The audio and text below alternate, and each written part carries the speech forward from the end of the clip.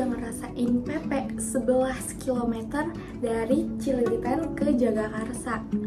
Biasanya sih kalau naik motor atau mobil itu makan waktu 30 menit.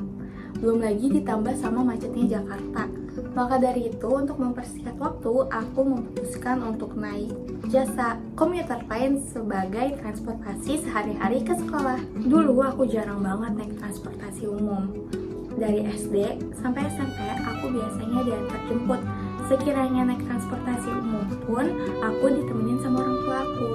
Nah, sebagai anak yang usia 15 tahun dan jarang naik transportasi umum, pasti itu bakal sulit banget dong beradaptasinya. Mulai dari jadwal kereta yang suka lambat, gerbong penuh pas rush hour, kejar-kejaran kereta, dan masih banyak lagi yang bikin aku telat di pagi hari. Maka dari itu, aku mulai membenahi time management aku agar lebih baik dan teratur.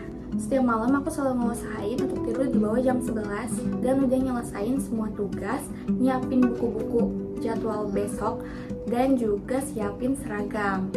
Nah, gak lupa sebelum tidur aku juga pasang timer biar besoknya gak telat. Di situ paginya aku selalu minta tolong ibu aku untuk siapin bekal karena kalau misal aku makan di rumah gak akan cukup waktunya dan berakhir aku terlambat datang ke sekolah. Dari pengalaman naik transportasi umum, aku belajar banyak secara teknikal dan beradaptasi sama fast livingnya Jakarta. Aku juga merasa tumbuh menjadi pribadi yang satset dan juga skill time managing aku lebih terasah. Dulu semasa SMA, saya hanya siswa yang biasa-biasa saja. Saya tidak punya prestasi yang menonjol di bidang akademik maupun non-akademik. Peringkat tertinggi yang saya raih pun hanya peringkat kelima, dan itu pada saat kelas 12. Meski begitu, saya cukup konsisten dalam menjaga nilai di tiap semesternya. Karena itu, saya mendapatkan peringkat eligible ketiga-tiga, dan saya juga berkesempatan mengikuti jalur SNBP. Dengan penuh semangat dan harapan besar, saya memilih prodi ilmu komunikasi di UI dan UPN Veteran Jakarta sebagai harapan salah satunya menjadi tempat bagi saya untuk memasuki perguruan tinggi. Namun takdir berkata lain, saya tidak lolos di jalur SNBP.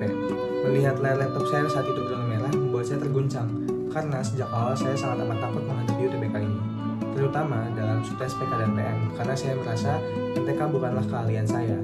Saat itu yang saya pikirkan hanya jalur mandiri mana saja yang harus saya cobai demi menghindari UTBK ini. Tapi karena beberapa jalur mandiri tetap membutuhkan nilai UTBK, saat itu saya sadar bahwa saya harus tetap menghadapi UTBK ini. Nah, kebetulan sebelum SNBP saya sudah mengikuti bimbel. Setelah mengetahui bahwa saya tidak lolos, akhirnya saya belajar lebih serius lagi untuk menghadapi UTBK ini. Walau seringkali saya nggak sangat percaya diri, untungnya saya punya teman yang suportif, jadi saya merasa lebih enjoy untuk belajar.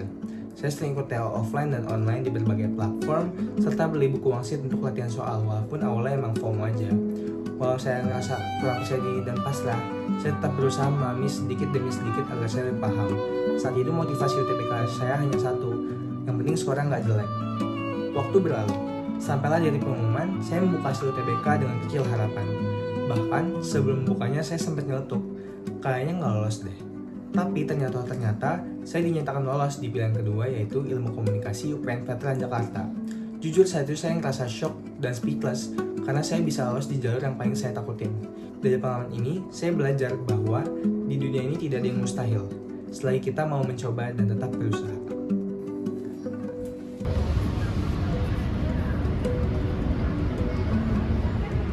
Lu pernah takut gak sih, Mak? Kayak gak bisa ngelakuin semua yang udah lu rencanain. Dunia tuh rasanya gede banget. Raf, gue juga ngerasa kayak gitu.